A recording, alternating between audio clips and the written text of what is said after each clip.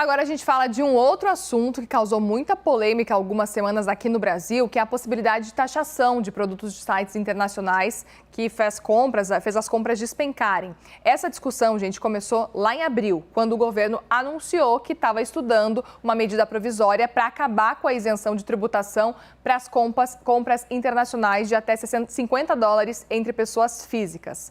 No mês, então, desse anúncio, em abril, as compras online no exterior somaram apenas $701 milhões, uma diferença de 25% em comparação a março, quando as compras ultrapassaram $900 milhões.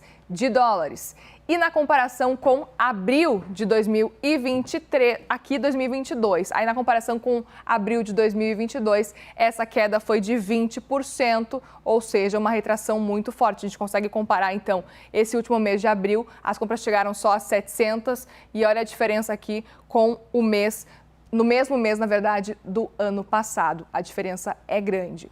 Pois o governo federal está conversando agora com as grandes empresas de venda online no exterior para mudar o processo de entrada no Brasil das encomendas. O Fernando Nakagawa fala para a gente mais sobre esse diálogo. Você tem medo do quê? Te pergunto isso, sabe por quê? Porque aparentemente tem muitos brasileiros que têm medo de imposto. Sabe por que eu estou dizendo isso? Dados do Banco Central divulgados nessa semana mostram que as compras de coisas da China, de sites, aquelas grandes plataformas eletrônicas asiáticas, as compras despencaram.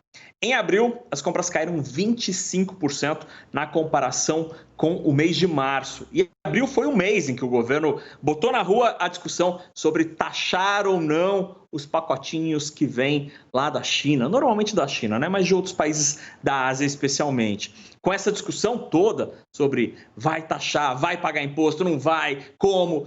O pessoal, muita gente colocou as coisas ali no carrinho, mas não apertou concluir a compra. Ao todo, segundo o Banco Central, nós brasileiros compramos $700 milhões no mês de abril. Isso é bem menos do que a gente comprou em março.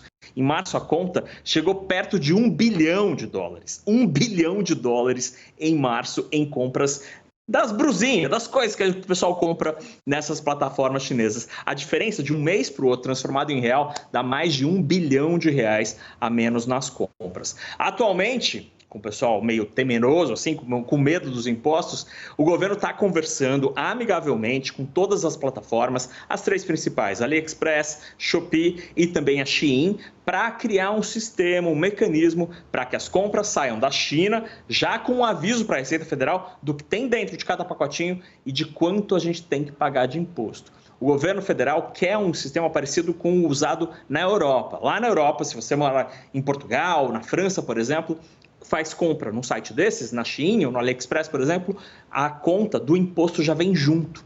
Então você paga antecipadamente o imposto.